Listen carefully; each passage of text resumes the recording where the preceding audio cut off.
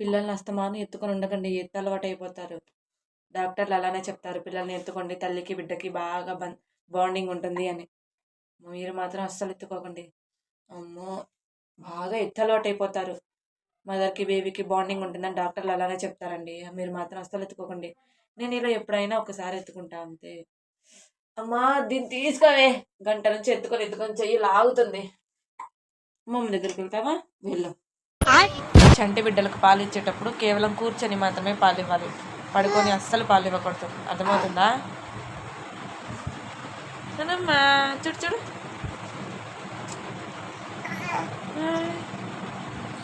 ఇప్పుడే పాలు తాగింది.